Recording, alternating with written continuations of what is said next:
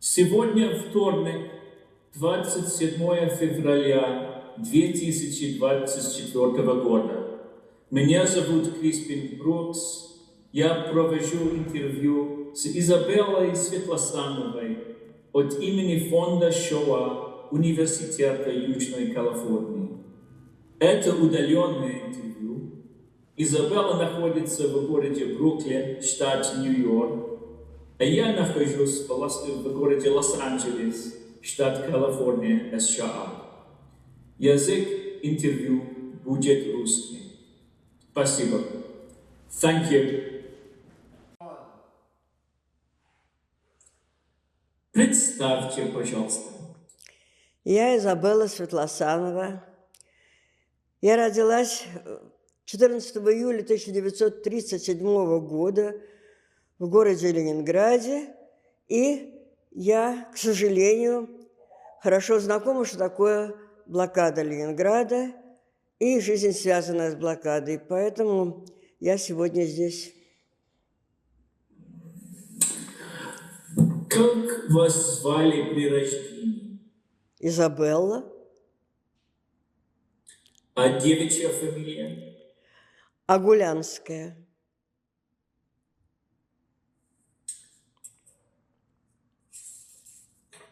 Как звали вашего отца?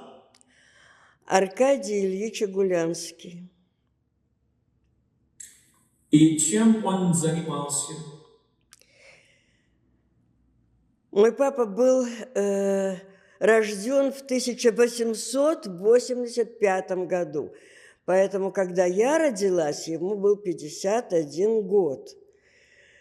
Или даже 52. И за это время он много чего успел в жизни. По образованию он был художник, график, но он был общественный деятель, и он организатор. Он основал, организовал и возглавлял Ленинградский дом художника, Ленинградский дворец искусств. Он был директором там много лет. Собственно говоря, я там и выросла, уже потом, после войны, конечно, в память о папе меня там пестовали, лелеяли. Вот. Папа умер от тяжелой блокадной гипертонии в 1948 году. Блокаду он частично перенес в Ленинграде, частично тоже был эвакуирован, как и я. А что вы знаете о его жизни до прихода к власти Советов, до Советского Союза, в смысле 20-е? Папа был активный революционер.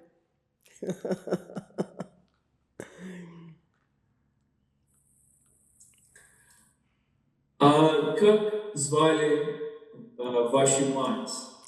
Фрида Семеновна Агулянская. А какая у нее девичья фамилия? Эмдина. И чем она занималась? Она была стенографисткой. Она очень тяжело, в очень тяжелых условиях пережила гражданскую войну, империалистическую войну и вообще все войны. Очень тяжело.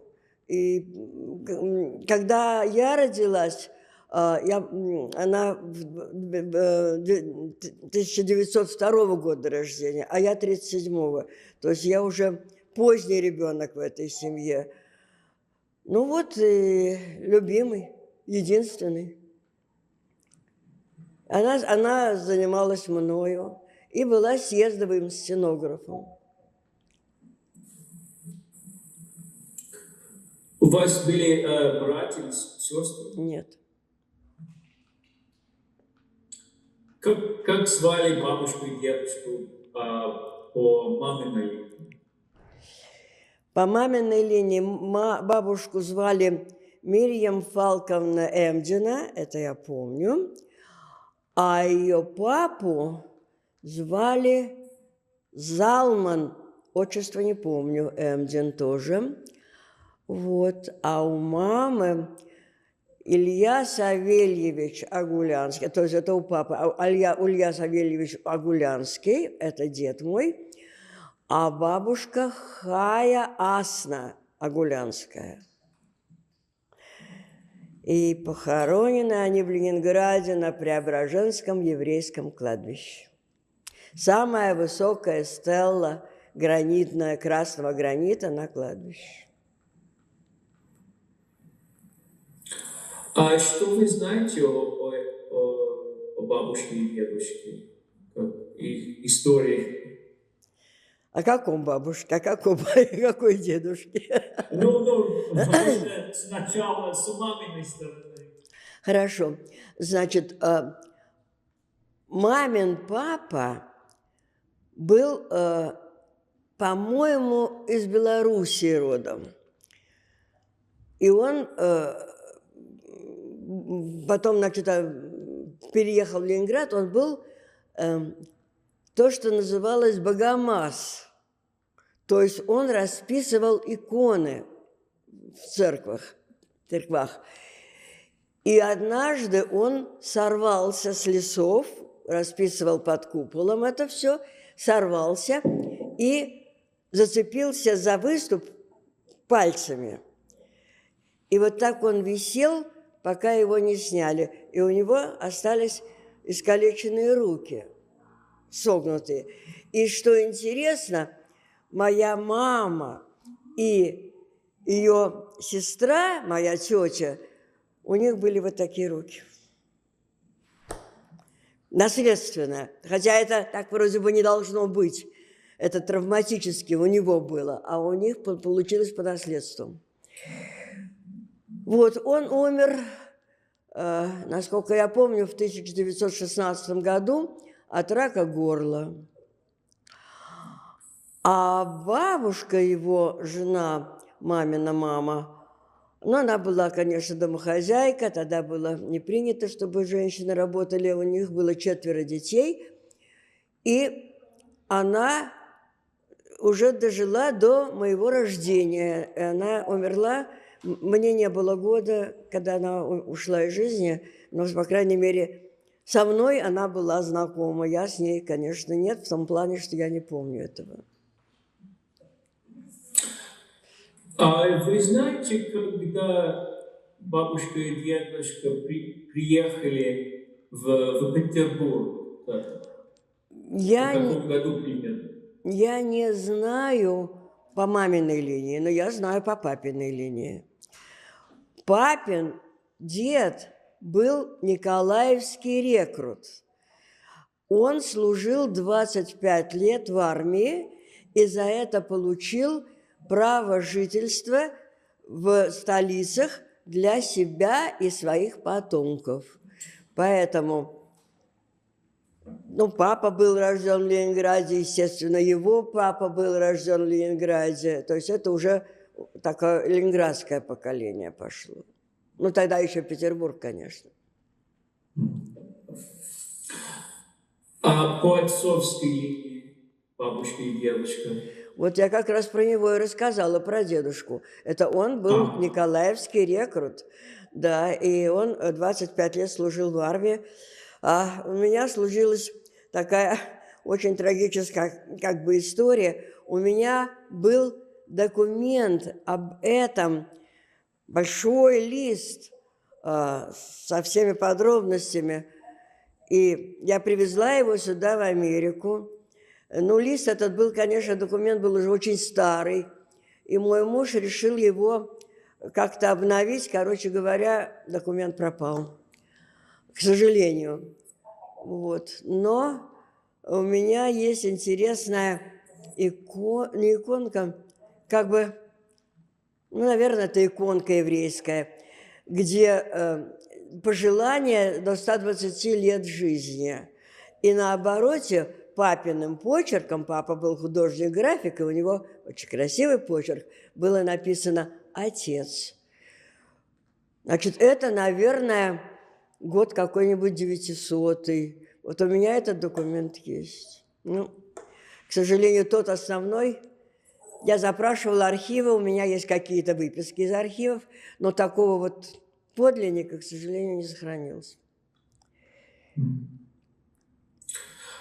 А как или каким образом революция трогала вашу семью? Как я уже сказала, мамина семья очень тяжело переживала просто бытовые все трудности. Мама рассказывала, что она шила из тряпок тапочки, потому что обуви не было, и вот она эти тапочки носила на улицу. Это было очень тяжелое в бытовом отношении время. Когда мама вышла замуж за моего папу, у нее приданое было тазик, такой маленькая мисочка, и веник для подметания пола. Все. Это все, что она принесла в дом. Вот. А там дед по маме, он умер в 1916 году, 4 детей, совершенно не приспособленная бабушка к жизни. В общем, была очень тяжелая жизнь, очень тяжелая. Вот. Что касается папы, как я уже сказала, он был очень активный революционер. Он организовывал кружки молодежи, и он был художник-график, но он всю жизнь очень плохо видел. Он всю жизнь ходил в пенсне. И вот этот его образ, у меня есть фотографии, где он в пенсне, уже в солидном возрасте. Вот он такой организатор по жизни. Он организовывал кружки молодежи тогда, а потом организовывал, поскольку он человек искусства, вот он организовал Дом художника в Ленинграде. Тогда это было на улице Герцена, и я бывала там, конечно. Вот. Потом он организовал Дом искусств, который сейчас называется Дворец искусств на Невском. Невский, по-моему, 84, чтобы не ошибиться. Вот. И он был директором этого Дома искусств. И вот в это время и застала война, и он был очень активным человеком. Он рвался на фронт, но из-за его возраста и его зрения, конечно, никакой фронт его не взяли. И мы должны были уехать еще до блокады из Ленинграда в эвакуацию. И было у нас 3 попытки. Первая попытка,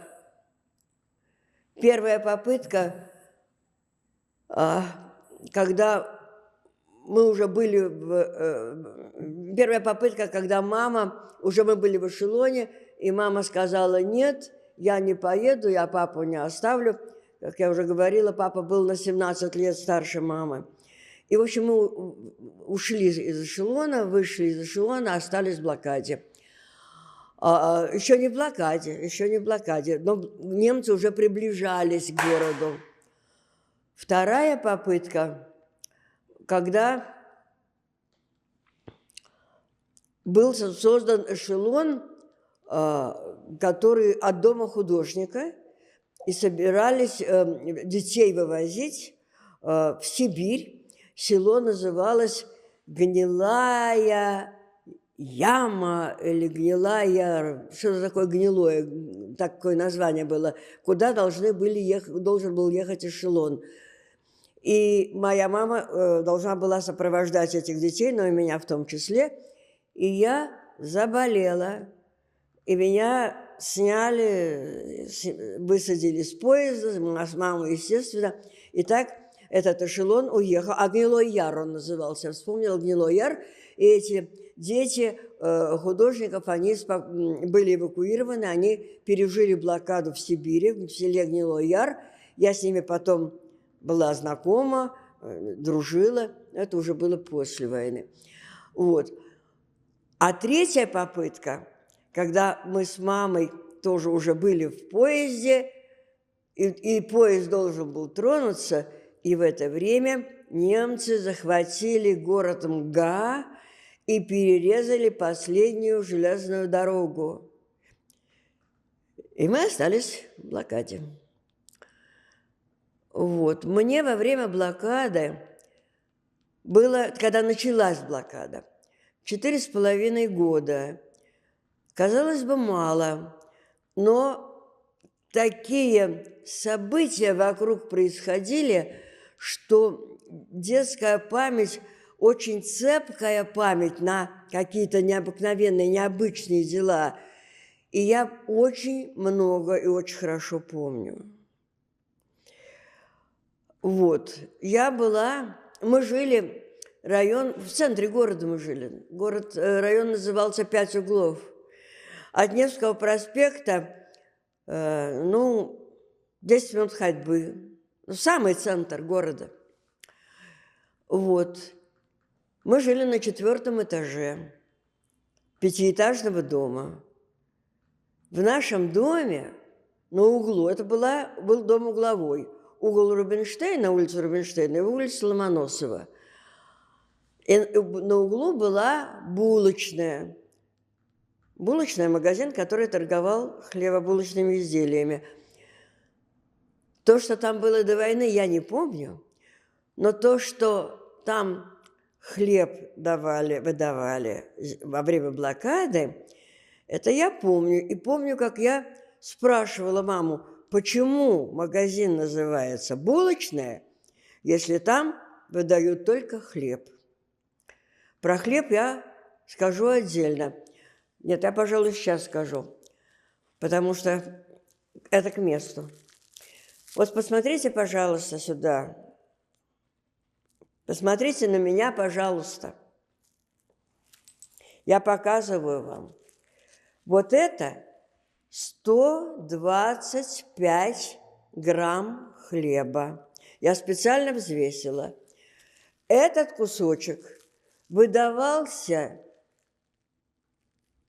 в день, и его надо было разделить на 3 части, на завтрак, обед и ужин.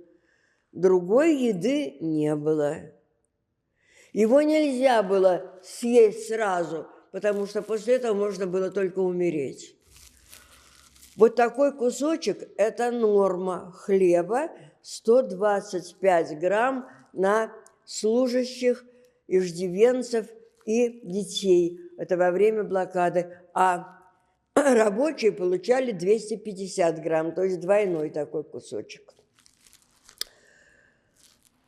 Так вот, в нашем доме была булочная, где вот так выдавали хлеб. Очереди стояли на 2, на 3, на 4 блока. Очень тяжело. Морозы до минус 40 градусов Цельсия, что практически минус 40 градусов Фаренгейта. Одно и то же, равно. Вот. Значит, потом в этот дом влетел снаряд прямо в эту булочную. И поскольку черный ход или запасной выход был заложен кирпичами, потому что хлеб боялись бандитизма, там, воровства, поэтому люди, которые там находились, они все погибли. Они все, кто погиб сразу, кто сгорел. Выйти было нельзя, некуда. В наш дом попал еще один снаряд прямо над нашей квартирой на 5-м этаже. Как я уже говорила, папа был художник, и он коллекционировал произведения искусства. Я так немножко скачу с темы на тему, но это важно. Значит, когда наверх попал снаряд, вся штукатурка с потолка, она упала на пол. А все, что было, фарфор, стекло, хрусталь, там все это было вдребезги на полу. Потому что был взрыв, наверху был взрыв. И вот крыши там не было, естественно. Шли снега, шли дожди, потом началось таяние. И вот все это текло по стенам нашей квартиры. Это, когда мы вернулись, я немножко перескочу, значит, мы вернулись в 1944 году, я сейчас вернусь к началу, просто мама и папа, и тетя моя, мы сразу начали уборку, потому что все было завалено кусками штукатурки, битой посуды, черные жуткие разводы по стенам от этого тающего снега, отдирали все эти обои. Прошло 2 часа, как мы вернулись, это был август 1944 года. В это время звонок, и входят 2 военных. И говорят папе: какое право вы имели чужим ключом открыть чужую квартиру? Папа говорит: я своим ключом открыл свою квартиру. Сейчас объясню, что это получилось. Ленинград был очень сильно разрушен. И жилого фонда, квартир, где люди могли жить, было очень мало. И поэтому все, что было как бы бесхозное, органы власти выдавали другим людям. Вот в частности, на наши квартиры, поскольку у нас там еще не было. Мы были еще в эвакуации, в дороге и так далее. На нашу квартиру выдали ордер 2 военным. И разница была в 2 часа. Если бы мы приехали на 2 часа позже, или они бы приехали раньше, у нас бы квартиры не было. Нам бы пришлось жить неизвестно где, в подвалах, каких-то, где угодно. То есть у нас бы жилья не было вообще никакого. Вот такая вот счастливое в данном случае стечение обстоятельств. Вот. Я хочу вернуться к началу блокады. Над этой булочной, о которой я говорила, на 2-м этаже, значит, как я уже говорила, дом этот был угловой. И на 2-м этаже в окне была устроена амбразура. Дело в том, что Ленинград готовился к тому, что немцы могут войти в город. И Ленинград готовился к обороне города, все жители, все. Никто никогда не помыслил даже о том, что город можно сдать врагу, потому что врага ленинградцы ненавидели немцев. Я ребенок, я до сих пор, извините, я говорю правду, я ненавижу это вот. Я не хочу сказать слова, не говорить, вы, наверное, понимаете, что я хочу сказать. Я ненавижу, потому что эти люди лишили меня, в частности, детства, а миллионы и миллионы людей они лишили жизни. Вот, поэтому... Короче, была амбразура, это было окно угловое, оно было заложено кирпичом, и в нем было такое квадратное отверстие для пулемета. Если немцы войдут в город, то 5 углов район этот простреливался из этого окна. И так было в очень многих домах. В очень многих домах это было еще до начала, до самого страшного времени блокады. Блокада началась, немцы замкнули кольцо блокады 8 сентября 1941 года. Был полностью город лишен связи с большой землей. Никаких дорог, ни железных дорог, ни шоссейных дорог, никакой связи. А слева, если смотреть на карту, слева Финский залив и Балтийское море, а справа Ладожское озеро. Город трехмиллионный. До блокады в нем жило 3 миллиона жителей, и примерно 10% из них было евреев, то есть 300 тысяч. Примерно 300 тысяч евреев. Опять же, немножечко перескочу по моей памяти и памяти моих родителей. На бытовом уровне антисемитизма не было. Особенно в блокаду вообще не было. Антисемитизм был на государственном уровне, когда не брали на работу, не брали на учебу там, и так далее. Не было продвижения по службе там, и так далее. На бытовом уровне один раз за всю мою жизнь, это было, правда, уже после войны, в какой-то очереди одна женщина мне сказала: «Ты француженка». В данном случае это имелось в виду, евреев иногда называли французами. Вот. Это единственный случай, потому что в основном на моей жизни этого не было. На государственном уровне – да.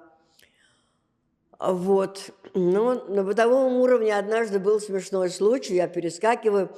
Это когда мы с мужем были там на курорте, а муж у меня русский.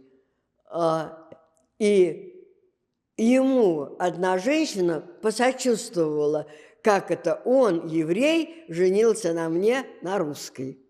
Все наоборот. Вот. Но это такая история более поздняя.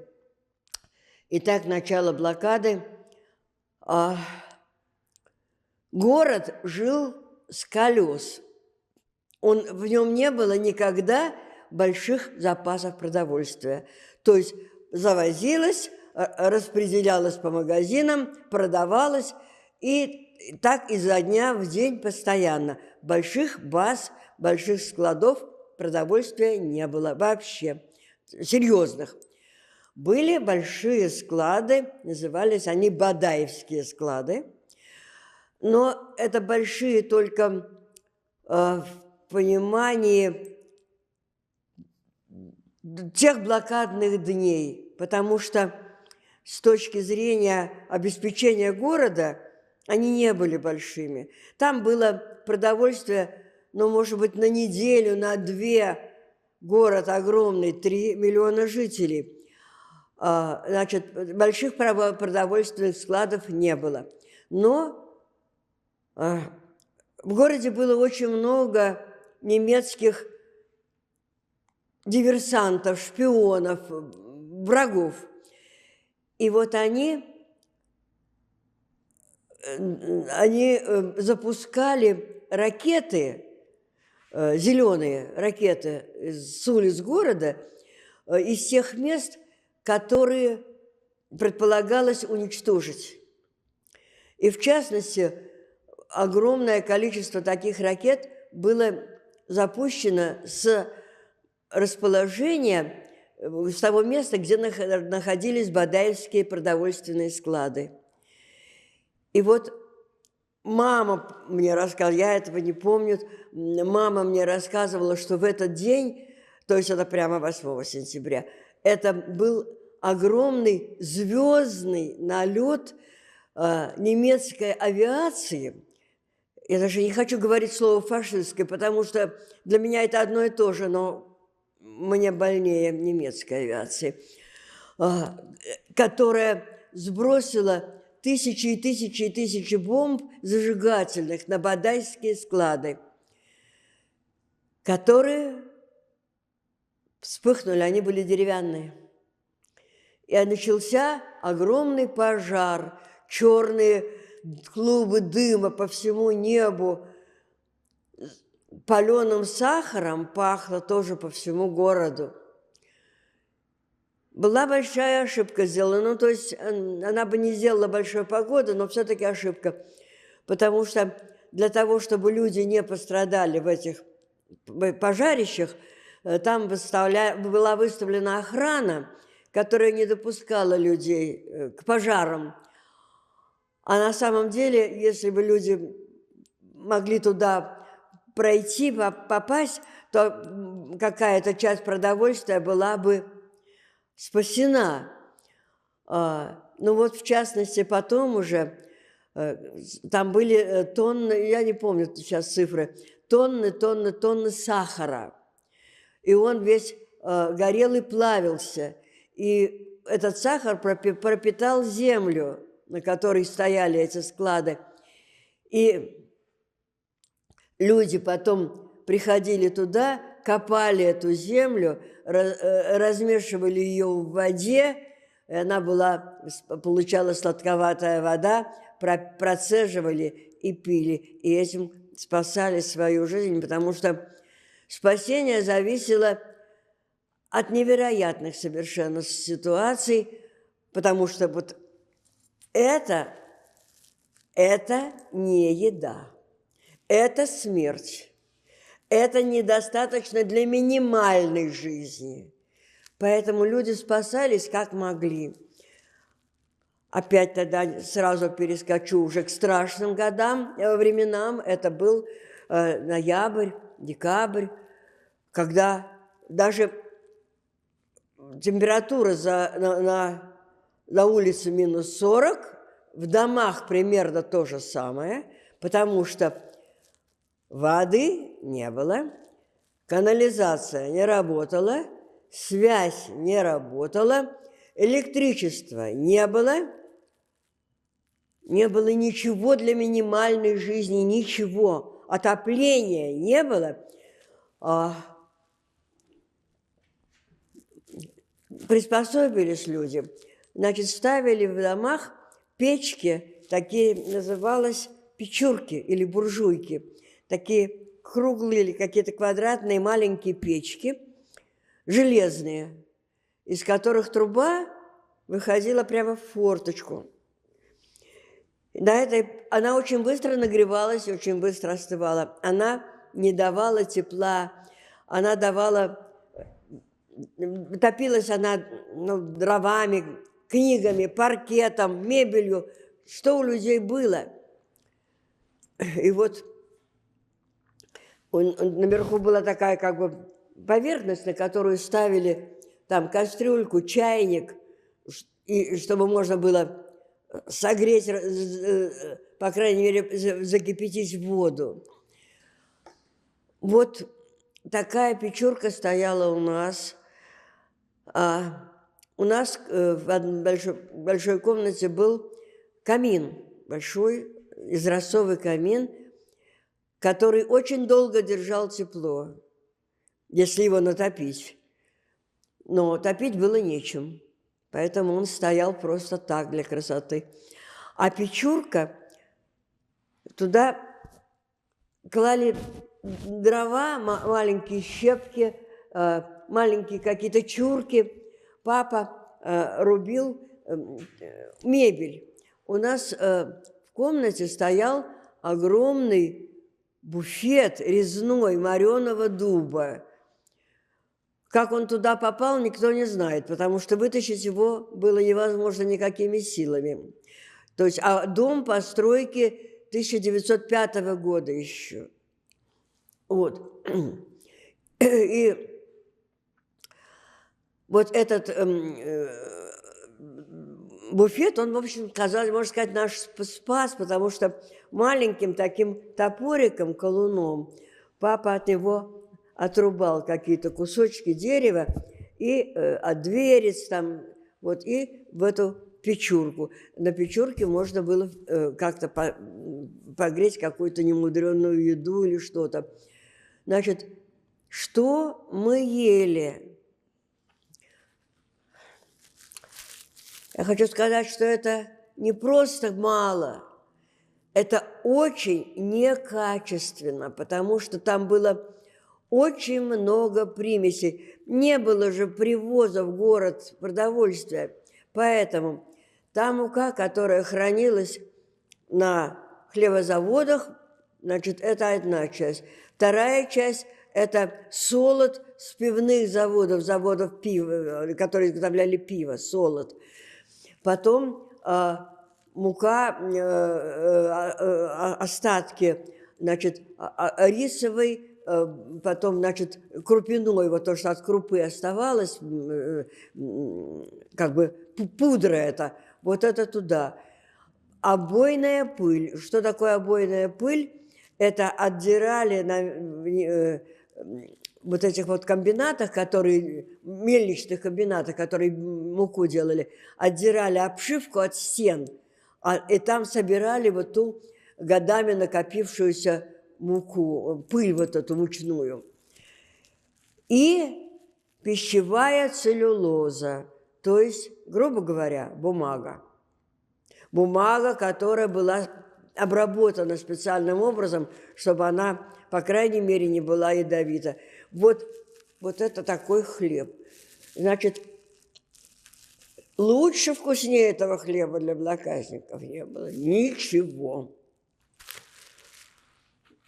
Что еще мы ели? Как я говорила, папа был художник.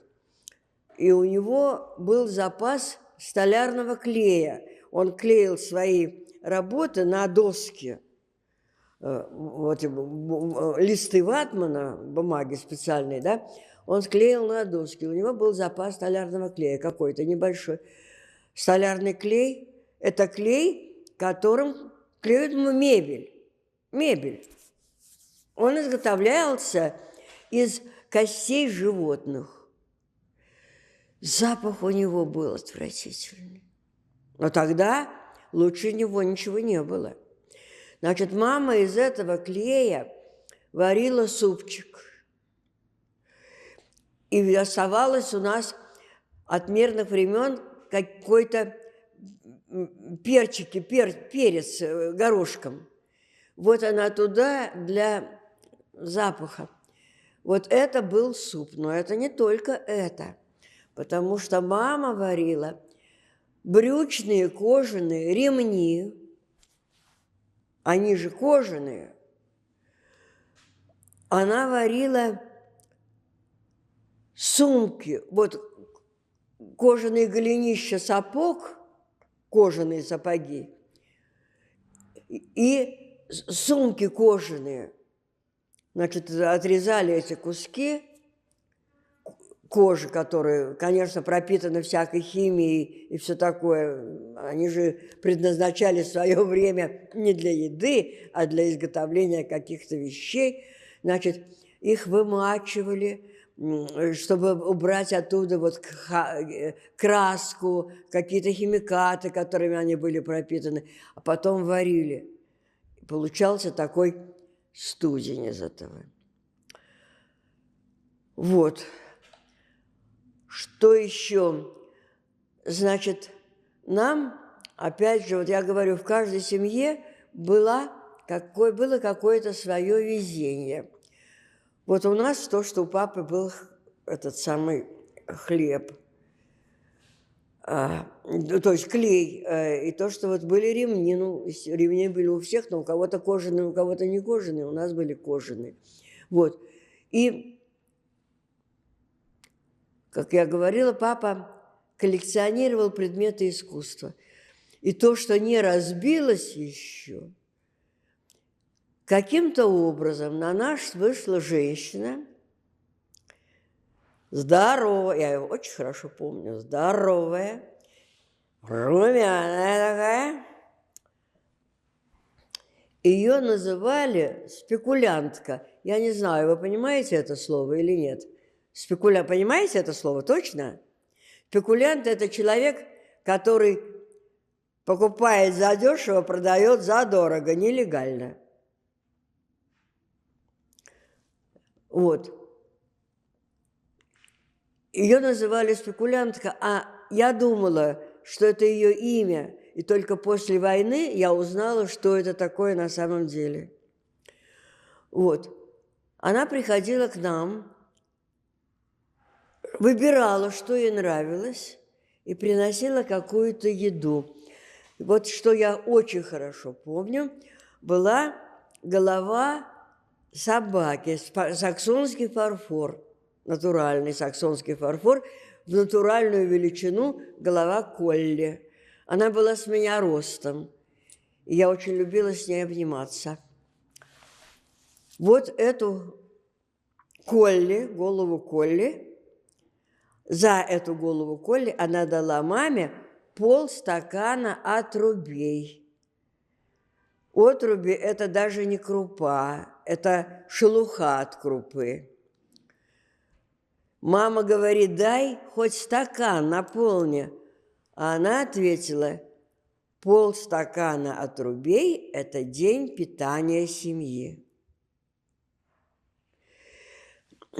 Казалось бы, все ужасно, но тем не менее не было бы этого, не было бы нас.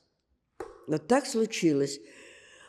После войны были такие люди, которые где-то как-то воровали еду, не знаю, в столовых или в магазинах, или где, на складах, не знаю. Но они вот таким образом меняли какую-то малую толику еды на какие-то, дорогие вещи, скажем, да? Вот. И после войны таких людей преследовали. И я знаю, что моя мама встретила ее однажды, а она жила недалеко от нас, как выяснилось. Мы жили у Пяти углов, она на Фонтанке. И мама ее встретила. И можно было бы свои вещи какие-то получить обратно. Но в это время папа был тяжело болен, и маме было не до того. В общем, так и все. Вот. Я хочу теперь еще о себе рассказать.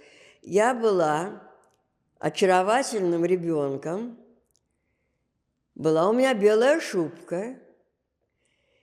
И я была вот такая красоточка просто. Вот. И когда начались бомбежки и обстрелы, мы жили на 4-м этаже. Лифта не было у нас, в доме вообще не было лифта. Вот. И мы спускались в бомбоубежище, которое было организовано в подвале этого же дома. И меня поначалу называли «украшение бомбоубежища». Какая я была хорошенькая. «Украшение бомбоубежища». Вся такая беленькая, голубоглазенькая, хорошенькая девочка. Но потом воды не было, ничего не было, еды не было. Я из украшения бомбоубежища превратилась просто в устрашающее чучело. Шубка моя белая превратилась в какие-то рваные лохмотья серые, потому что бомбоубежище про бомбоубежище отдельно расскажу. Исхудала, естественно, страшно смотреть. Вот и поэтому я перестала быть украшением бомбоубежища. И я перестала ходить сама. А папа, как я уже говорила, он был уже человек в весьма солидном возрасте. Он сначала меня нес на руках в бомбоубежище, потом у него уже не стало сил. Потом он сделал из таких багажных, тканевых ремней, не кожаных, а из ткани такие ремни, такое кресло. Он меня сажал, и таким образом он спускал меня в бомбоубежище во время бомбежек и обстрелов. Но через какое-то время, дело в том, что папа был полный человек, у него была гипертония еще до войны, вот, и он А полные люди очень тяжело переносили голод, тяжелее, чем мама была. У меня, наоборот, худенькая, ее называли щепочка. И в ней энергии сохранялось больше. У папы уже сил не было никаких. Я немножко опять перескакиваю исторически, он лежал и говорил маме: белка в детском саду, это когда меня уже удалось устроить, это был март месяц, белка в детском саду, она не пропадет, ложись, будем умирать.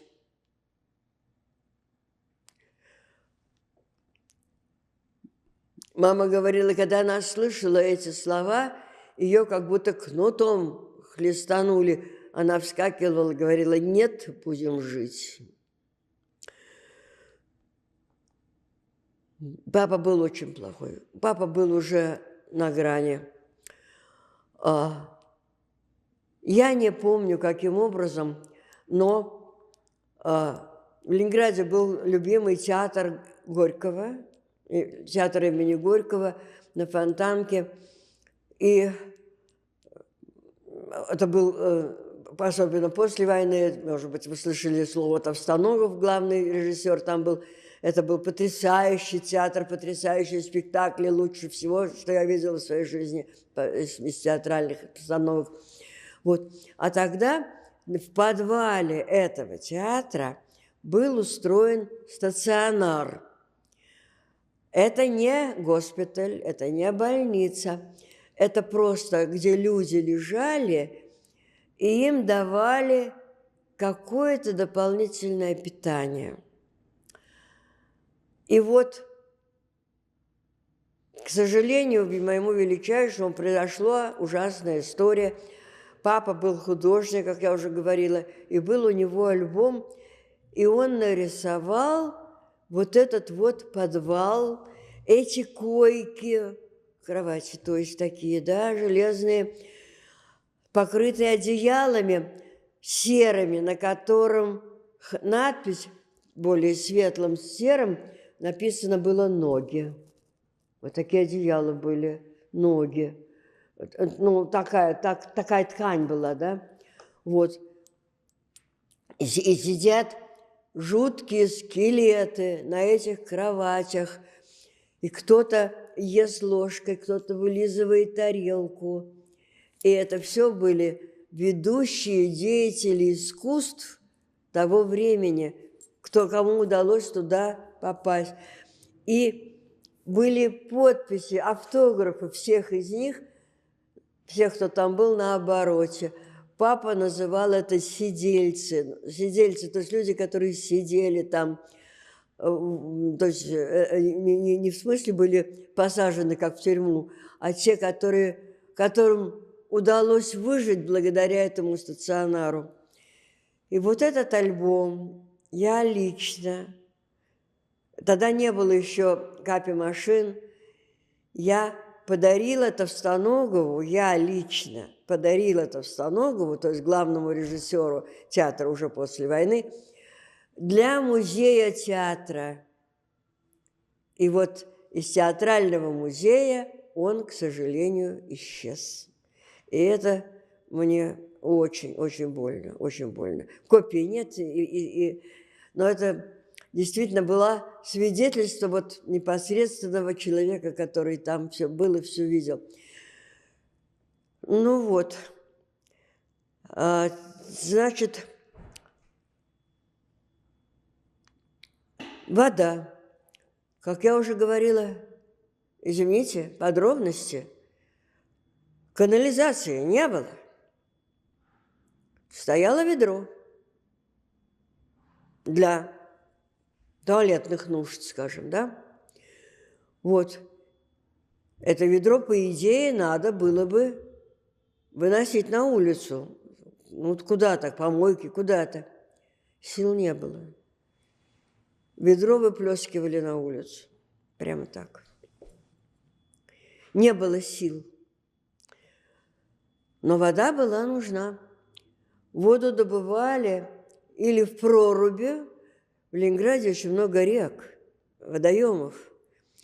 А морозы стояли крутые, до 40 градусов минус, вырубали проруби, дырки во льду. Туда опускали ведро на веревочке или там ковшик, и вот так вот наливали в какой-то кувшинчик или в какой-то бидончик, и сил не было ведро нести. Вот. У моего знакомого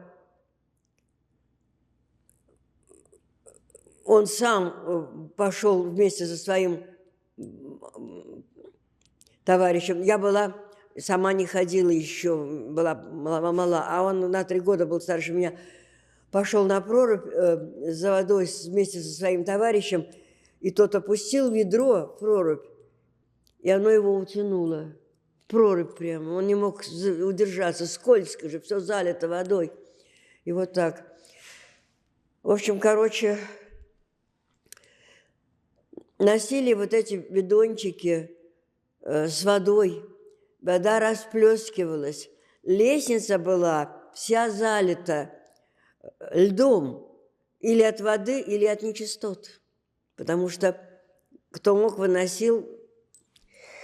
Вот. И так воды не было.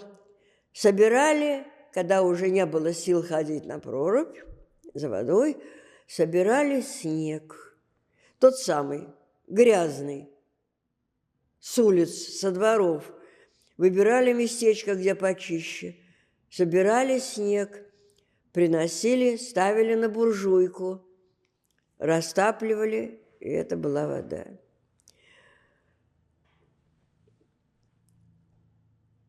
Вот так мы выживали. Но Ленинград все равно жил. Понимаете, Ленинград жил. Работали промышленные предприятия, оставшиеся до войны, еще до войны. Сталин, которого принято ругать, он был очень предусмотрительный человек. Он знал, что войны не избежать. И поэтому еще до войны огромные промышленные предприятия Ленинграда были эвакуированы. Но часть из них осталась. И вот те, которые остались, они продолжали выпускать продукцию. Кировский огромный завод, который был эвакуирован, но часть осталась, он был всего в 4 километрах от линии фронта. Он обстреливался и бомбился с воздуха и продолжал выпускать, ремонтировать технику, которая прямо приходила с поля боя, танки, и отправлял тут же обратно. То есть город жил, транспорт не работал. Люди ходили на работу, с работы пешком или переходили на казарменное положение, то есть прямо там и жили. Рабочие ушли на фронт, а дети, подростки, встали на их место. Вот есть такой писатель, поэт блокадный Воронов, у него есть такие стихи. Нам в 43-м выдали медали, и только в 45-м паспорта. Понятно, о чем речь идет. В 43-м им было еще по 13 лет, им уже выдали медаль за оборону Ленинграда. А паспорт в 16 лет выдали только в 45-м.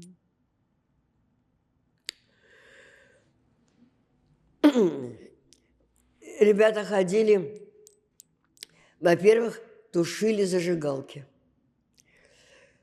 Немцы сбрасывали зажигательные бомбы. А чердаки были деревянные, деревом обшиты. Значит, необходимо было зажигательные бомбы, это фосфорные практически бомбы, сбросить, и их, значит, хватали щипцами и в бочку с песком. Или сбрасывали на улицу. И мама моя дежурила вместе со мной на крышах, чтобы когда, если бомба упадет, она не должна разгореться. Если она разгорелась, дом пропал. Все. И я прекрасно помню, как брали вот эти вот она шипит, она голубыми искрами брызжет во все стороны. И так ее брали щипцами и в бочку с песком, не с водой, с песком. Или сбрасывали во двор куда-то, на улицу. Вот.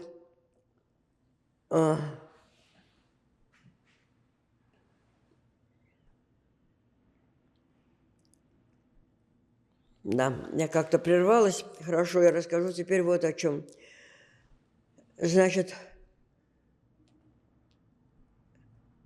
выживали вот с таким трудом. Просто для минимальной жизни не было ничего. А вот я к чему начала говорить, потому что город продолжал жить. И в городе работали маленькое количество, но работали детские сады, работали больницы, госпитали, работали прачечные, работали хлебопекарни. Маленькое количество, но все равно это все обеспечило какой-то минимальное обслуживание населения. И в частности, детские сады.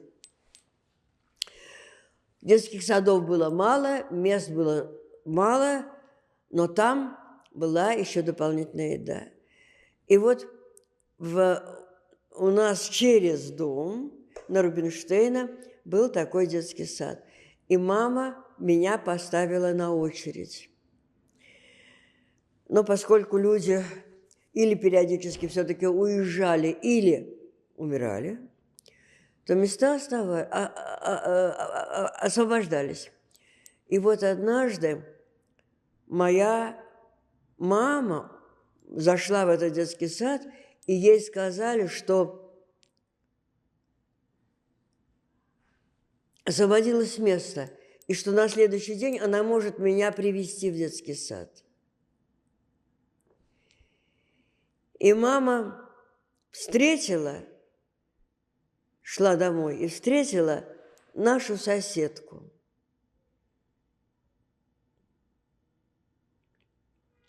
Я думаю, назвать ее имя или не назвать. Ладно, я не назову. Значит, мама поделилась с ней радостью своей, что вот на завтра она меня устроила в детский сад. А на завтра эта соседка раньше времени привела на это место свою дочку. И я помню, как рыдала мама от обиды и несправедливости и от бессилия. Но прошло какое-то время, и все-таки маме удалось устроить меня в этот детский сад. Я помню, там давали,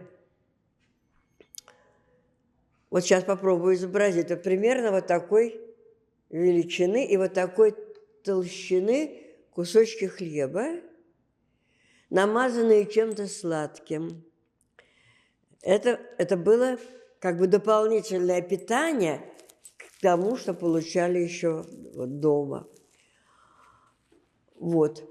Еще я помню, что там давали, не регулярно, но периодически давали такой вот маленький кулечек такой, конусик такой, маленький кулечек из бумаги, где была, где-то чайной ложечки сахара.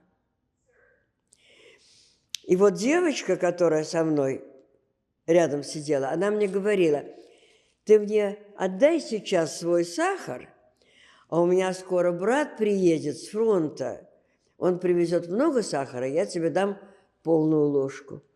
И я отдавала. Я помню, и я отдавала в надежде вот на лучшее будущее. Да. Я помню, как выглядел этот детский сад.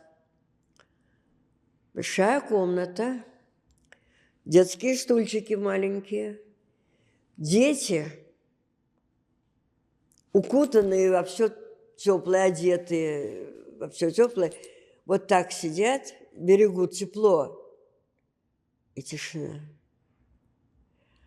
Где-то там вдалеке стол, рядом с ним стоит два нормальных здоровых, нормальных взрослых стула, и на них сидит директор детского сада, который на этих двух стульях с трудом помещается. Вот такая вот. И это была директор детского сада. Откуда у нее такие размеры, понятно. Это были наши недоеденные, не съеденные нами пайки. Возле ее стола висела одна лампочка синего цвета. Ведь город был под светомаскировкой. Нельзя было, окна были намертво забиты, чтобы авиация не видела, куда бомбы бросать. Поэтому, а синий цвет, у него другая проникающая способность. И поэтому синий цвет разрешался, но все равно окна были намертво забиты. Но если у нас в комнате, в нашем доме, где мы жили, не было никакого света, то в детском саду висела одна синяя лампочка. Так, вернусь опять в квартиру в нашу, потому что я не рассказала, что спали мы одетыми полностью во все, а сверху на себя набрасывали все, что было теплого в доме. У нас были, я очень хорошо помню, такие бархатные портьеры толстые, такие пурпурного цвета. Вот их было много. И вот на себя эти вот портьеры мама на меня набрасывала, на папу. Вот, значит, таким образом мы сохраняли тепло.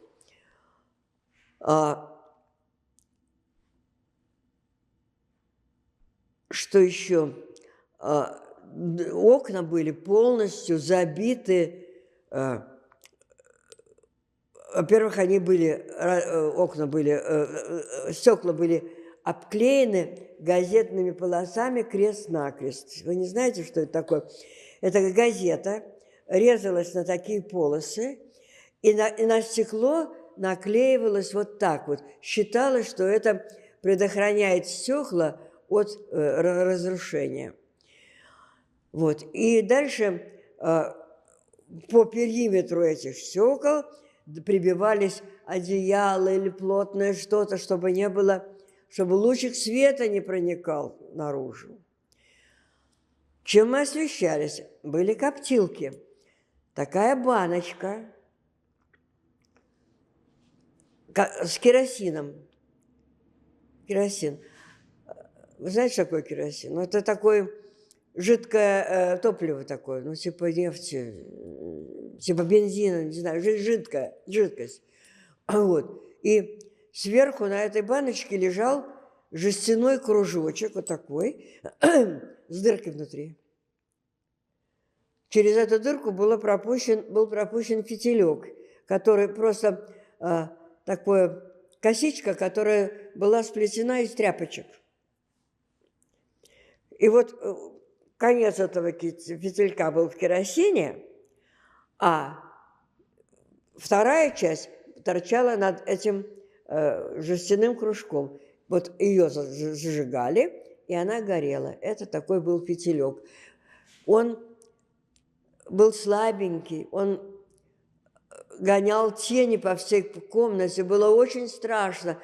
Казалось, что в этих черных тенях сидит что-то совершенно невероятное, какое-то чудовище, которое сейчас выскочит и съест. Но это был единственный источник освещения. Ну и, конечно, когда горела эта самая буржуйка, то сквозь ее дверцы, вот там была железная дверца и дырочки, чтобы было видно. И вот через эти дырочки тоже проникал какой-то свет, огонек какой-то. Вот. Но опять я вернусь к хлебу. Однажды мы с мамой стояли в очереди за хлебом. И стояла наша та самая соседка, которая вместо меня отправила свою дочку в детский сад. Она со своей дочкой стояла. Вот мы стояли в очереди. Очереди огромные, холодно, мы замерзли, устали. И вот мы поднимаемся домой, наконец, уже с этим хлебом. И лестница обледенелая. Надо держаться за перила, чтобы не съехать по льду поэтому вниз. Квартира соседки находилась на одном этаже с нашей квартирой. Просто на расстоянии там 10 метров. Лестница темная. Зима, в Ленинграде вообще очень темное время. А кроме того, окно на лестнице находилось только в одной части. И оно было как бы такое боковое. Поэтому на лестнице почти ничего не было видно, кроме силуэтов. И вот соседка остановилась около своей двери и ключами пытается в темноте открыть дверь своей квартиры. Ее дочка, Наташа, по непонятной мне причине, никто не знает, почему она это сделала, она дала мне подержать хлеб, который они получили только что в булочной на всю семью. Я держу, я его не ем, я его держу. Но вдруг эта Наташа диким криком начинает кричать: «Хлеб! Мой хлеб! Где мой хлеб?» Она забыла, что она мне его дала. И все молчат, потому что я не понимаю, что она кричит, она же мне его дала подержать. Мамы ничего не понимают, потому что они этого не видят, темно. Наконец ее мама открывает дверь этой квартиры, и такой сумрачный полусвет из их кухни проникает сюда на лестницу, и они видят, что я держу ее хлеб в целости и сохранности. Я его не съела. Вот. Но такой этот крик: «Хлеб мой, хлеб, где мой хлеб?» до сих пор у меня в ушах. Вот. Была такая история. Теперь историю расскажу про детский сад. Значит, поскольку мы с этой Наташей вместе нас отводили в детский сад, теперь уже, да, с какого-то времени начиная, то нас или ее мама приходила за нами, чтобы забрать нас из детского сада, или моя мама приходила по очереди. И вот однажды должна была прийти ее мама, но по каким-то причинам она в этот день ее не отвела в детский сад, а маму мою не предупредила.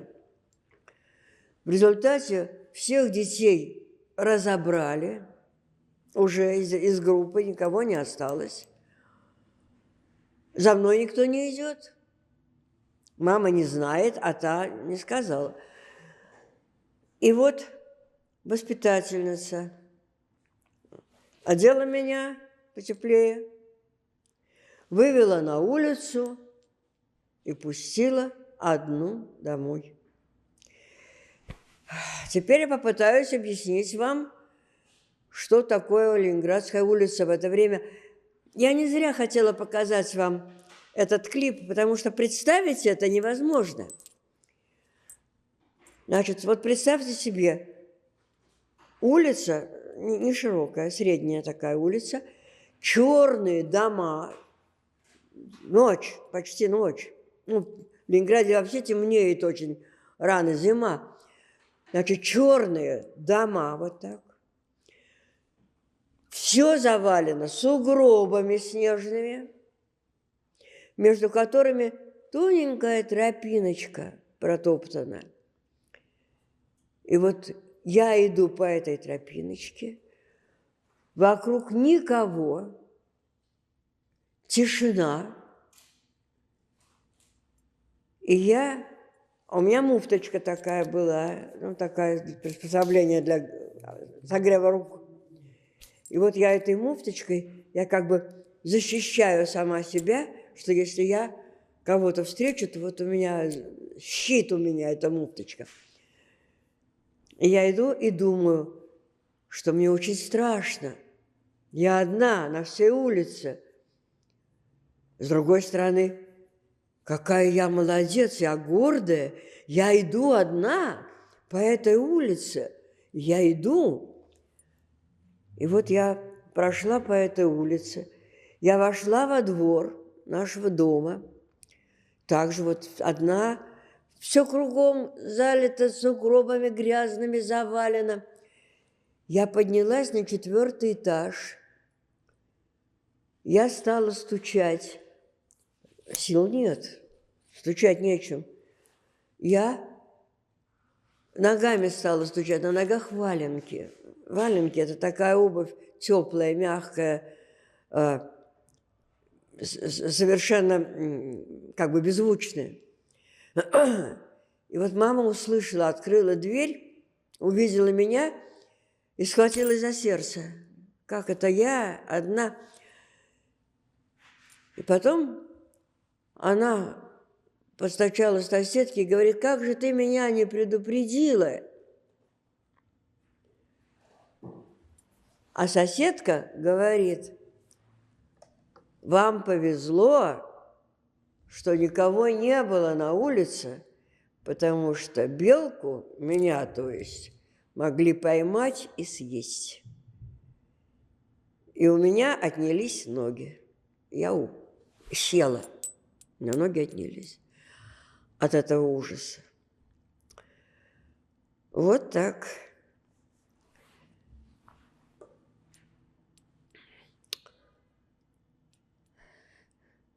Ну, потом настал апрель. Папа уже лежал в стационаре. Да, уже немножко стало легче с хлебом, потому что норма уже чуть добавилась. Добавилась до не 125, а 200 грамм. И это уже вселило такую надежду в ленинградцев, что да, жизнь впереди. Ой, я еще не рассказала. Перед тем, как я перейду к нашему отъезду, я еще расскажу о том, как люди умирали. В нашей квартире умерло 4 человека от голода и холода. Так, что-то случилось у вас? Отключилось? У вас что-то случилось? Он исчез. I'm going to stop the camera. Okay. One. Продолжайте, пожалуйста. Да.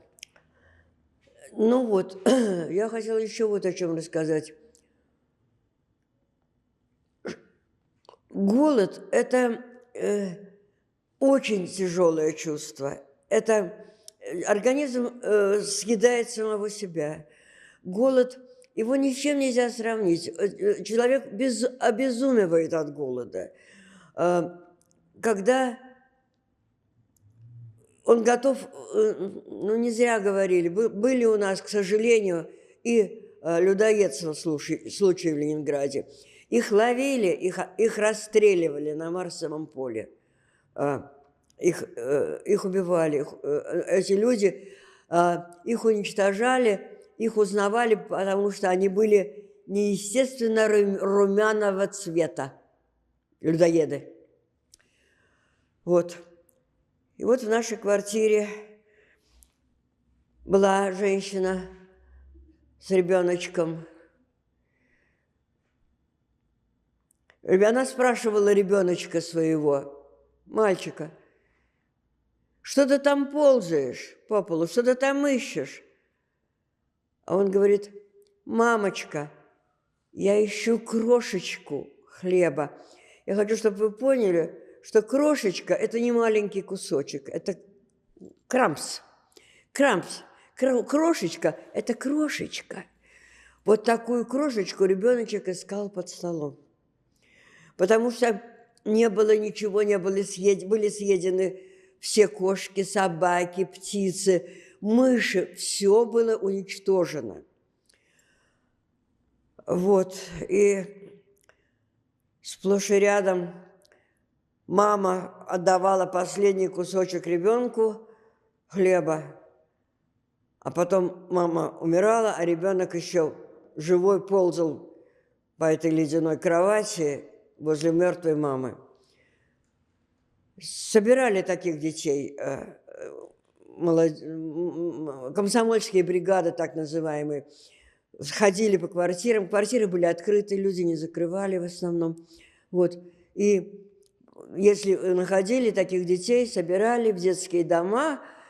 И я знаю человека, который вот так выжил, его нашли возле мертвой мамы, и я с ним хорошо знакома, и сейчас он здесь. Вот.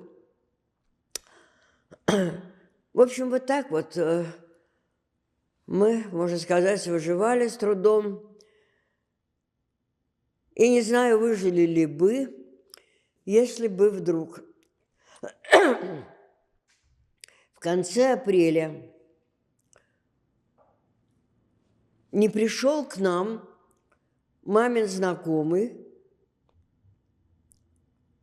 его называли капитан. Я не знаю его имени, я не знаю, как он пришел, но назвали его капитан. И сказал маме: завтра идет последняя машина через Ладогу. И если вы не уедете, вы погибнете. И вот моя маленькая, худенькая, слабенькая мама, у которой непонятно откуда взялась энергия во время блокады, которая бежала вставать под арку дома, где был мой детский сад, что если попадет бомба, то чтобы вместе. И вот у этой мамы откуда-то взялась невероятная энергия, и она начала собираться. Она взяла корзину, была корзина такая большая довольно-таки, и начала туда сбрасывать.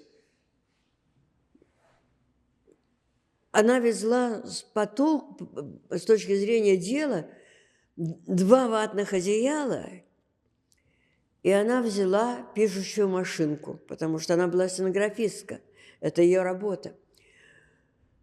А все дальше, остальное, как говорится, что под руку попадало. Темно, еще раз. Черная комната. Вот когда я говорю черная, это значит черная. Не лучика света. Свечка, может быть, в лучшем случае, свечка или коптилка. И вот при этом свете вот этого вот пламени пляшущего она что-то собирала в далекий путь.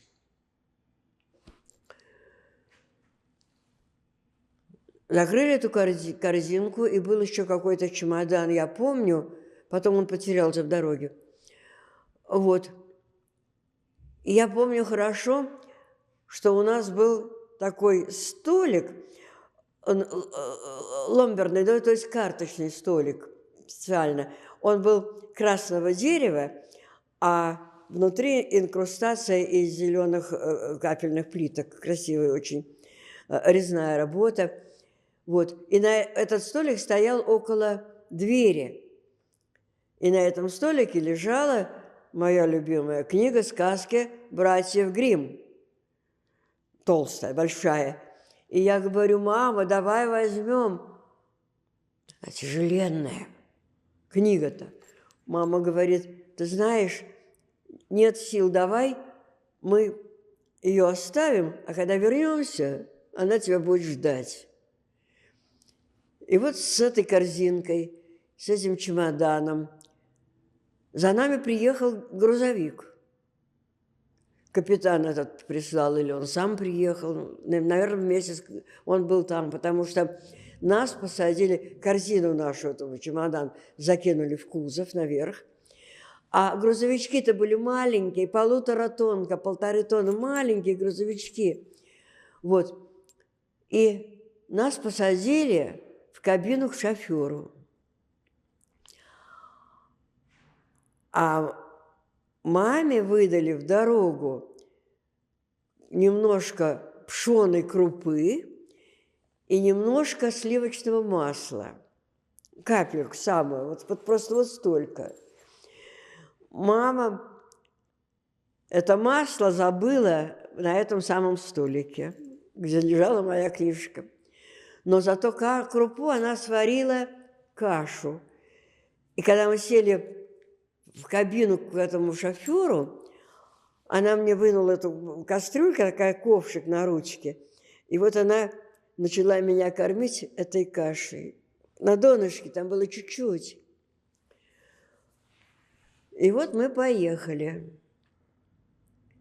А дальше было страшно. Потому что это было 26 апреля. Нет, я еще скажу одну вещь. Значит, маме выдали так называемое эвакуационное удостоверение.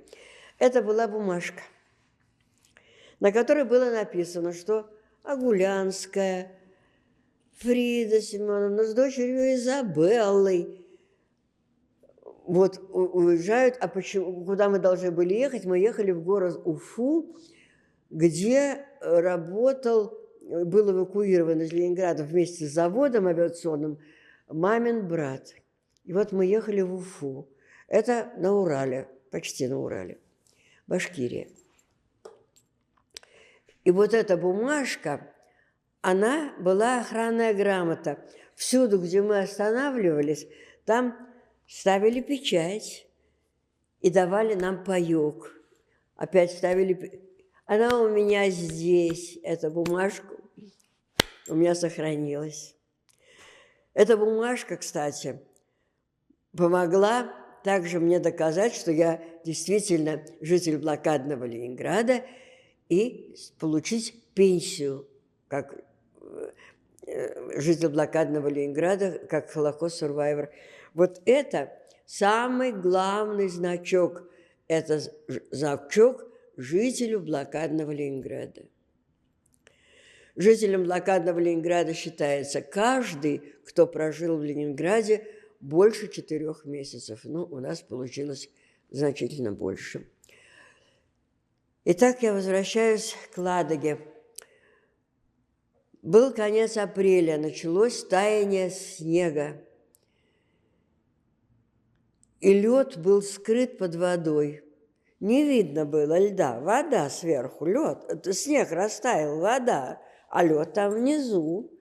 По этому льду идут машины, грузовики, караваном одна за другой, с зажженными фарами, хоть это день или ночь, с открытыми дверцами. Потому что шофер, водитель, если вдруг начинали бомбить, и машина попадала в аварию, он должен был успеть выскочить. И вот мы едем. Дорогу немцы бомбили постоянно. Они никак не могли понять, что город живет, но не может жить город в таких условиях, не может. Гитлер приказал стереть город с лица земли вместе со всем населением. Он приказал никого не брать в плен, никого не выпускать из города, просто уничтожить 3 миллиона. Почему я говорю 3 миллиона? Потому что вначале были 3 миллиона, потом были эвакуированы, и много было беженцев из области, из Прибалтики. Те же 3 миллиона и осталось примерно. Вот. 400 тысяч детей погибли во время блокады. 400 тысяч детей погибли во время блокады. И 1,5 миллиона жителей погибли во время блокады. Трупы лежали всюду. Трупы лежали в квартирах, на лестницах, на улицах. Кто мог, на саночках или на листах фанеры отвозили их к больницам или каким-то местам, где собирали эти трупы. Потом саперы взрывали мерзлую землю и в эту землю прямо скидывали. Их трупы складывали штабелями. Их считать нельзя было. Их потом замеряли, как вот дрова, сколько метров по длине, ширине и высоте, примерно сколько там трупов. То есть то, что сделали немцы с этим городом, это не просто преступление против человечности, это просто такое зверство, подонство. Я их ненавижу. Они стоят самой злобной кары, которая только бывает в мире. Они того стоят. Вот. Они, собственно говоря, там были не только немцы, там были финны, итальянцы, румыны, то есть все, кто приверженец фашизма, они все подонки, должны быть уничтожены, все. Ну вот, это я опять куда-то отвлеклась. Итак, мы едем по Ладоге. Кстати, нас уже в это время, к этому моменту пересадили в кузов. А в кабине там были какие-то другие люди. То есть в теплой кабине у водителя были другие люди. И мы сидим в кузове. Ветер пронизывает насквозь. Наши тощие тела не держат тепла. Самолеты бомбят. И колеса вот на такой кусочек видны над водой. Мы едем, и водитель не знает, что перед нами, потому что перед нами машина, и я это видела своими глазами, она попала в прорубь, то есть в пробоину во льду, которую немцы, сбрасывая бомбу, они разрушили лед, образовалась полынья. И машина тихо-тихо так туда и вошла, и ушла вместе с людьми и с водителем. Вот прямо так вот перед нами и ушла. И я это видела сама. Наш водитель успел затормозить и объехал это место. Опять же, объехал вслепую. Никто не знает, какая дырка там рядом есть или нет. Вот, ну мы в конце концов переехали Ладогу и попали в деревню Кабона. Это был первый населенный пункт на большой земле, где было тепло, светло и сытно. И вот нас привели большую избу, ну, по моим тогдашним масштабам это была большая изба с анфиладой проходных комнат. Никого не было. Мы прошли в самый конец. Мама вынула наше ватное одеяло, о котором я говорила, что она его не зря взяла, постелила мне его на пол, положила меня на это усталый, измученный, бессильный. И вот сама пошла получать паёк, продукты, потому что в Кабоне всем ленинградцам выдавали продукты. И еще говорили, что будет шоколад. И я очень ждала этого шоколада, хотя я не знала, что это такое, я уже давно забыла на самом деле, что такое, но знала, что это должно быть что-то очень вкусное.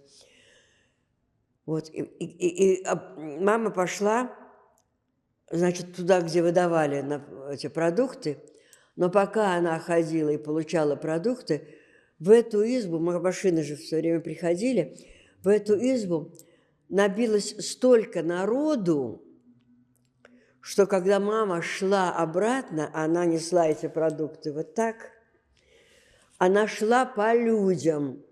Чтобы пройти ко мне, она вынуждена была идти по людям, ее били и вырывали продукты из рук. И когда она до меня дошла, никакого шоколада, конечно, не было, но что-то она принесла. И я помню, что когда она принесла и меня чем-то там покормила, но за это время, когда люди набились в эту избу, на этом одеяле сидели и лежали какие-то совершенно другие люди, а я уже на голом полу, но это было уже не так важно, потому что там было тепло. Ну вот, через какое-то время, значит, мы должны были ехать в Уфу через Тихвин. А Тихвин – это город, в котором была мамина сестра эвакуирована вместе с госпиталем, в котором она работала в Ленинграде, будучи еще в блокаде. Вот.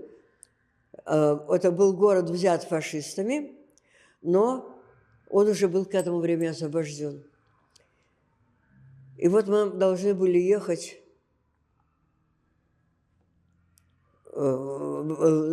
Вагоны были теплушки. Это не были вагоны нормальные, это были теплушки для скота. То есть просто коробка, грубо говоря, с маленьким окошечком наверху и печурка в центре вагона, этого печурка для обогрева. И вокруг сидели люди, лежали люди. И вот нас в этот вагон помогли сесть. Вот, по-моему, в это время потерялся наш чемодан, но корзинка осталась. И мы поехали. И я забыла рассказать еще интересную историю. Дело в том, что я говорила, голод – это страшная вещь, страшная. Он сводит людей с ума. Дело в том, что я перестала разговаривать. Я перестала разговаривать, потому что я все время говорила кушать, кушать, кушать, кушать. И мой разговор превратился вот в такой вой. Я выла. Я выла. И когда нас посадили вот в эту теплушку, и мы поехали, мама терпела, естественно, мой вой, а другие люди, изможденные, измученные, не хотели. Короче говоря, они требовали от мамы, чтобы она меня успокоила, а она не могла, потому что я выла. И нас высадили на каком-то полустанке в чисто поле. Люди были, я их не осуждаю, у них уже не было сил. И нас высадили. Поле, какая-то будка там. И на наше счастье ехал эшелон с ранеными, и нас подобрали. Вот так вот нас Бог спас. Потому что иначе мы бы просто замерзли там, в этом поле. И, в общем, таким образом мы 2 месяца добирались до Уфы. 2 месяца. А когда мы приехали в Уфу, у меня вот эта бумажка волшебная, там все пункты, где мы останавливались, где что. Вот вы представляете, мы едем, останавливаемся на какой-то большой станции. Когда поезд пойдет, неизвестно. Поезд товарный, никакой не пассажирский.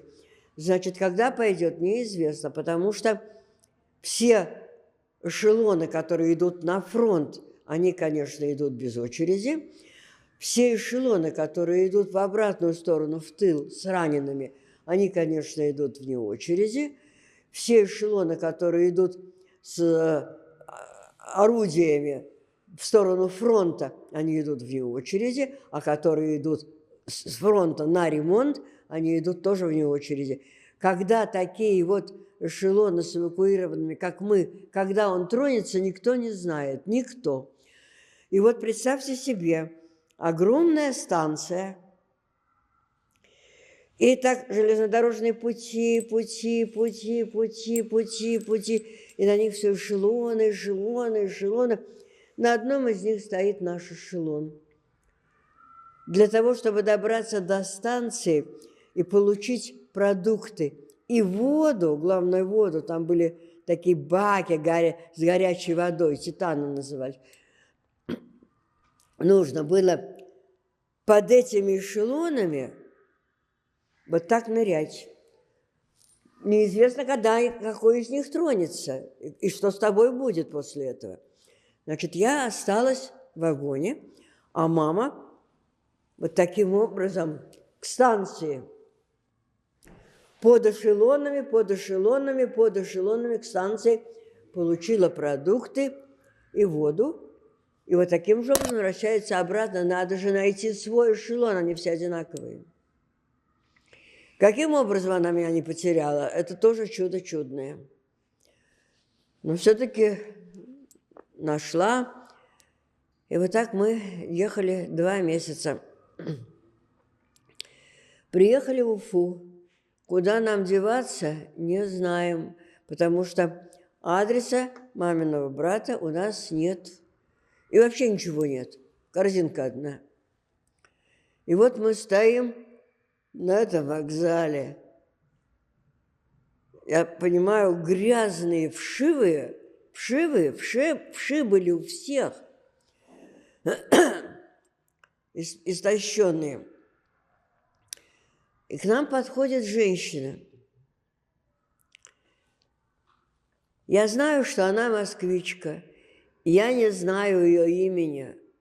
Я знаю, что это чудо, за которое надо благодарить Бога, потому что она нас, таких жутких, грязных и вшивых, подобрала и забрала к себе домой, к своим детям. Она помогла нам вымыться, она покормила нас, как-то уложила и помогла найти адрес маминого брата.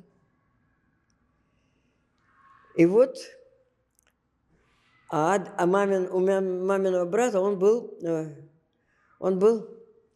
рабочий был на заводе, на авиационном работал. И вместе с его двоюродным братом они жили в крохотуличной комнате, ну, я не знаю, сколько там было, в метра, наверное, 2 ширины и, может быть, 5 длины. Вот такая комнатка. Вот в эту же комнатку свалились и мы к ним туда. И нашли их там 2. Плюс мы 2. Плюс через какое-то время туда приезжает мамина сестра, которая была в Тихвине. И она в эту же комнату. А еще через какое-то время туда приезжает и папа, который вот после своего стационара, вот как папа добирался, я уже не знаю, просто как-то не довелось у меня это услышать.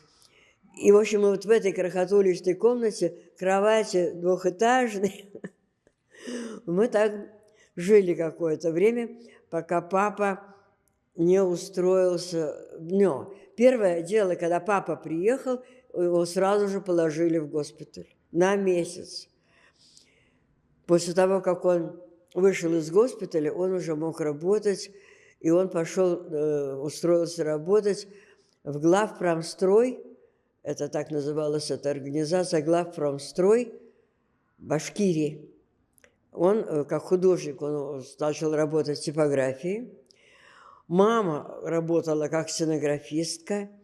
Меня устроили в детский сад, но тут была история, продолжалась. Пока мы еще жили в этой крохотной комнате, Я продолжала выть. Это была комнатка на первом этаже. Вокруг на улице собралась толпа. Они решили, что мама издевается над ребенком. И они собирались маму линчевать за то, что она издевается над ребенком. И когда была такая совершенно безвыходная ситуация, со мной ничего нельзя было сделать. Мне нельзя было ничего объяснить. Вот. И тогда дядя, мамин брат, это я очень хорошо помню, он меня вот так поднял. Мне было 5,5 лет. Весело, я не знаю, ничего. Кожа до кости. Вот он меня вот так вот поднял, и ремнем вот так вот он меня выпорол. На воздухе. Вы знаете, выть я перестала. Но обида на него, на дядю, у меня осталась на всю мою жизнь. Он давно, его уже на свете нет, он погиб на фронте потом. Но мне не было больно, мне было очень оскорбительно. Но выть я перестала. По крайней мере, цель была достигнута, да. Ну вот. Потом папе дали комнату уже в нормальной городской квартире.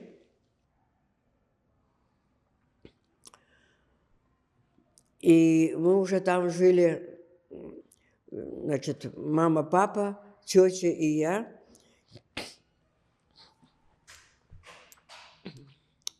Я ходила в детский сад, и там впервые, мы там учили стихи какие-то, мы посещали госпитали больных, раненых, выступали перед ними, там танцевали, пели. И был такой замечательный поэт Михалков, Сергей Михалков, он же автор гимна России, Советского Союза. Он написал стихотворение «Быль». Это очень большое и серьезное стихотворение о войне. Очень серьезное и очень большое. И вот с этим стихотворением я выступала в госпиталях перед ранеными. Вот. Ну, потом была снята. Изабелла, извините, что я дело в том, что нам надо кончить интервью через 15 минут, так что мы можем быстро как бы... Я поняла. Извините. Ради бога. Я просто только что получил текст о том, что им надо это комнату. Хорошо. Я уже, собственно, приближаюсь к концу. Вы можете быстро сказать, как вы вернулись в Петербург в 44-м? Сейчас. Я уже приближаюсь к этому. Сейчас будет конец, скоро.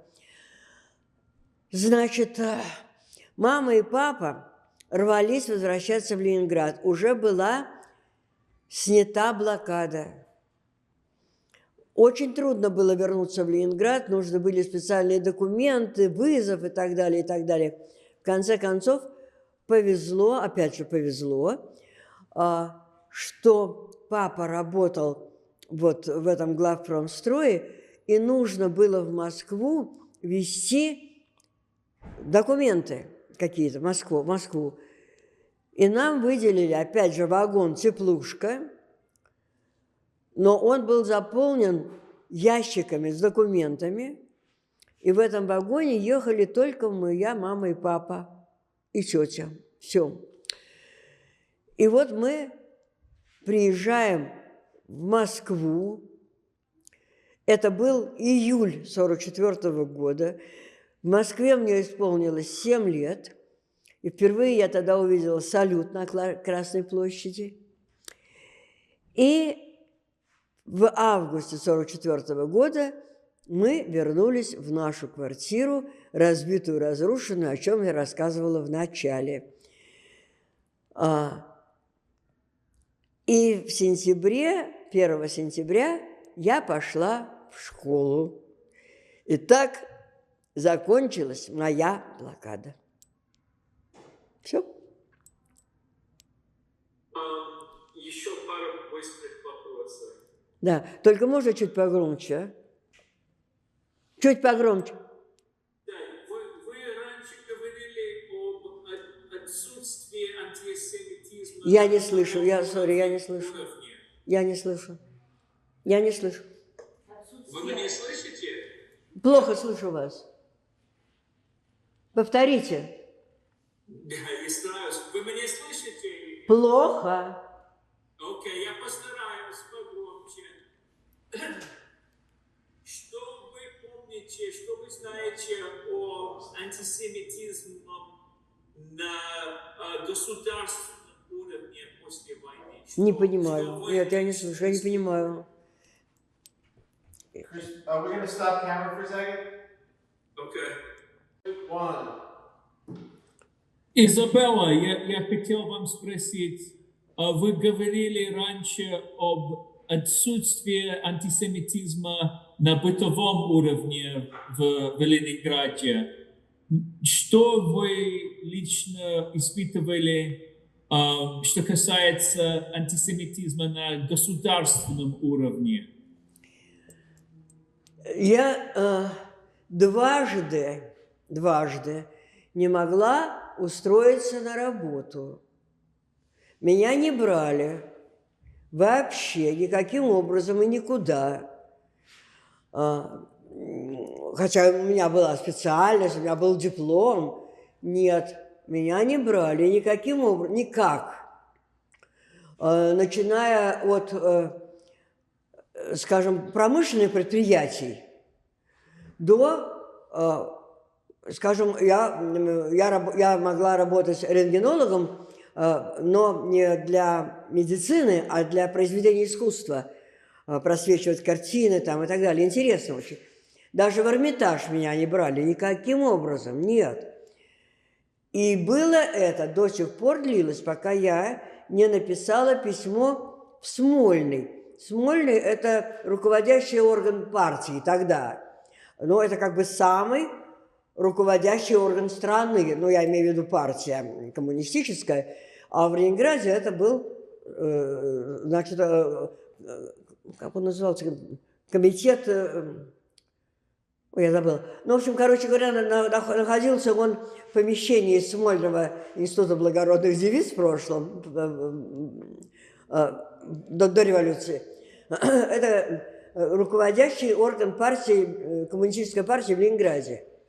Вот пока я председателю этого комитета не написала письмо и не объяснила, что на каком основании меня не берут, и меня взяли.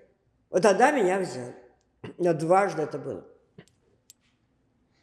И еще я знаю точно, что в институт, в обычный институт было попасть почти невозможно, в университет просто невозможно, в первый медицинский институт просто невозможно. Был так называемый холодильный институт, институт холодильной промышленности. Вот туда все евреи, когда с моего выпуска, все туда и устремились. И еще в торговый, туда брали. Спасибо. Это будет мой последний вопрос, к сожалению, поскольку нам надо поскорее закончить интервью. Но все-таки, что бы вы хотели сказать будущим поколениям, которым будет смотреть это интервью? Я хотела бы, чтобы блокада Ленинграда никогда, нигде больше в мире не повторилась. А для того, чтобы она не повторилась, надо ее изучать. Ну, надо, по крайней мере, познакомиться, что это такое. Надо хорошо испугаться. А для этого надо знать. Вот. Это все.